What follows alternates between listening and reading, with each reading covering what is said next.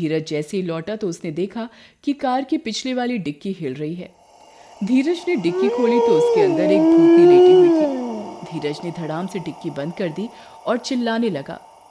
सुशील ने देखा कि अधेड़ आदमी एक भगोने से 2-3 कटे हुए हाथ निकालकर कढ़ाई में गर्म करने के लिए डाल रहा है। सुशील ने सुमन के पास आकर धीरे से कहा, यहाँ कुछ गड़बड़ तो जरूर है, हमें यहाँ से निकल लेना चाहिए। भूतों का ढाबा। धीरज का परिवार आगरा में रहता था। एक दिन धीरज के पापा सुशील घर आए तो उन्होंने बताया कि अगले महीने पूरे परिवार को भाई की शादी में गांव जाना है। धीरज की मम्मी गांव जाने से मना करने लगी। उस सड़े हुए गांव में मैं कभी नहीं जाऊंगी। एक तो इतना दूर है, ऊपर से वो लोग भी बहुत कम रहते हैं और तो और वहां पर लाइट भी नहीं है। ना बाबा ना, मैं तो ना जाऊं। अब गांव का एरिया पहले जैसा नहीं रहा, रोड पड़ गई है वहां। मैं अपने दोस्तों से कार मांग लूंगा, उसी से चलेंगे। चलो ना मम्मी, बहुत मजा आएगा। वैसे भी कई दिनों से कहीं घूमने नहीं गए हैं। ठीक है चलेंगे, लेकिन वहां कार से पहुंचने में भी 20 घंटे से ज्यादा का टाइम लगता है, इसलिए खाना घर से बनाकर ले जाना पड़ता है। खाना तुम्हारे पापा ही बनाएंगे। अरे उसकी जरूरत नहीं पड़ेगी, क्योंकि मैंने सुना है कि अब वहां सड़क पर कई सारे ढाबे खुल गए हैं। शादी से 2 दिन पहले धीरज, सुशील और सुमन कार से गांव की तरफ निकल पड़े। चलते चलते उन्हें रात हो गई। सड़क पर घोर अंधेरा और साए साए करता सन्नाटा था। पापा, ये रास्ता तो बहुत वीरान है, डर के मारे तो मुझे शूशू आ रही है। ऐसा सुनते ही सुशील कार रोक देता है। क्या हुआ पापा, कार क्यों रोकी? तुम्ही ने तो कहा कि शूशू आ रही है। चलो चलो जाओ, पहले शूशू करके आओ। मैं इतने अंधेरे में बाहर नहीं जाऊंगा। देखो, शूशू रोकना अच्छी बात नहीं होती है। हम लोग खड़े तो हैं तुम्हारे पास, इतना नहीं डरते। चलो जाओ, शूशू करके आओ। धीरज ने कार का दरवाजा खोलकर जैसे ही पैर जमीन पर रखा, उसका पैर एक हड्डी पर पड़ा। धीरज डर के मारे चिल्ला पड़ा। क्या हुआ? पापा, यहाँ किसी की हड्डी पड़ी हुई है। सुमन और सुशील कार से बाहर निकले। डरने की जरूरत नहीं है, शायद कोई जंगली जानवर इसे यहाँ ले आया होगा। तुम शूशू करने जाओ, ठीक है? अचानक धीरज के परिवार को रोड पर 3-4 लोग गुजरते हुए दिखाई दिए। तब उनकी जान में जान आई। चलो, आखिर कोई इंसान इस रोड पर दिखाई तो दिया, अब मैं भी आराम से शूशू कर सकता हूँ। धीरज के मम्मी पापा कार में बैठ गए। धीरज जैसे ही लौटा तो उसने देखा कि कार की पिछले वाली डिक्की हिल रही है। धीरज ने डिक्की खोली तो उसके अंदर एक भूतनी लेटी हुई थी। धीरज ने धड़ाम से डिक्की बंद कर दी और चिल्लाने लगा। चुड़ैल चुड़ैल, पापा चुड़ैल चुड़ैल।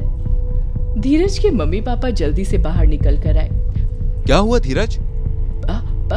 पापा, डिक्की के अंदर एक भूतनी है, मैंने अभी डिक्की खोलकर देखी थी।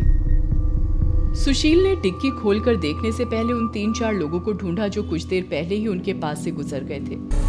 वे लोग अचानक से कहीं गायब हो चुके थे। सड़क पर दूर दूर तक कोई नहीं दिखाई दे रहा था। आखिरकार सुशील ने डरते हुए डिक्की खोली। अरे धीरज, लगता है तुम्हारा दिमाग खराब हो गया है। कुछ भी तो नहीं है यहाँ पर। चलो जल्दी कार में बैठो।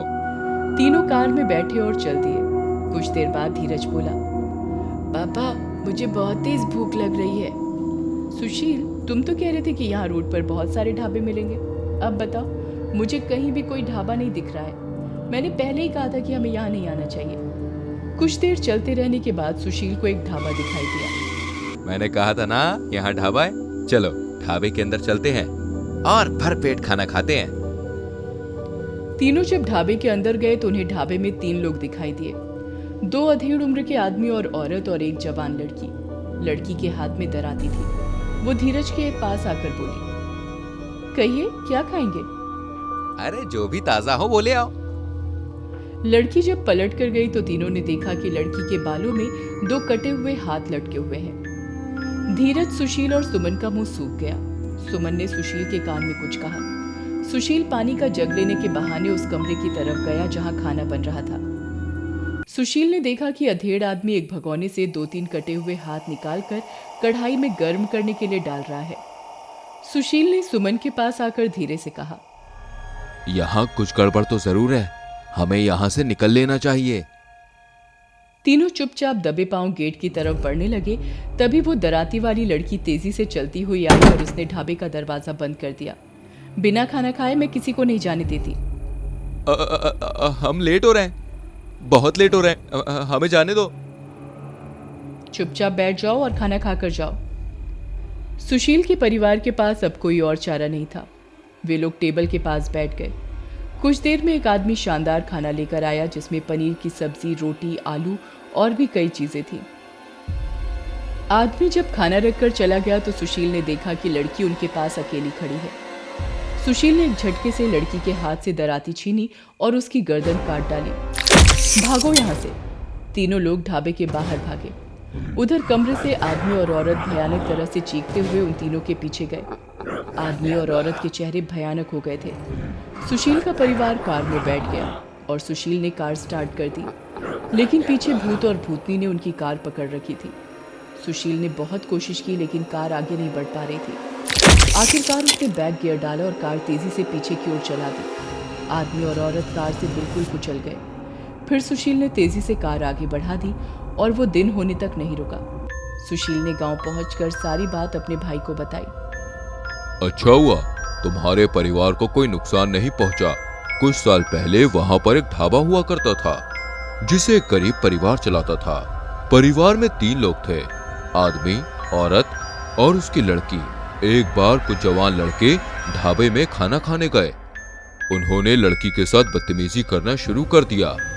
जब लड़की के पिता ने विरोध किया तो लड़कों ने रिवॉल्वर निकाली और आदमी और औरत और उसकी लड़की को गोली मार दी।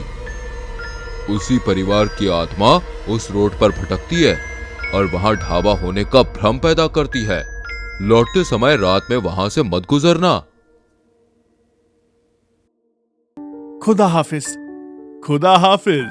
कुछ दूर एक जंगल में वही चोर अपने बॉस को वही गुल्लक दिखा रहे होते हैं और कहते हैं कि जरूर इसमें बहुत पैसा होगा। ये सुनकर उनका बॉस खुश हो जाता है और गुल्लक तोड़ने को कहता है। अरे बॉस, ये तो हम आपके लिए लाए हैं। ये नेक काम तो आप ही करो बॉस, आप ही हमारे बिग बॉस हो। जरूर।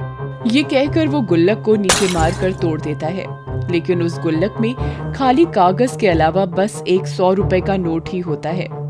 ये देखकर दोनों गुंडों को गुस्सा आता है, लेकिन बॉस उस गुल्लक से निकले एक खत को उठाता है और पढ़ने लगता है।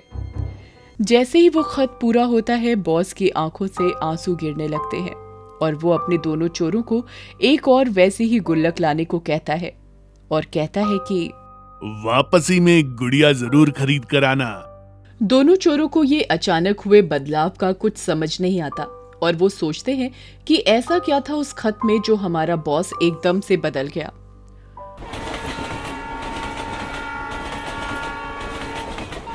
दूसरी ओर सलीम अपने एक दोस्त के पास जाता है और अपनी पूरी परेशानी बताता है, लेकिन उसका दोस्त साफ तौर पर मना कर देता है। अब मैं क्या करूं?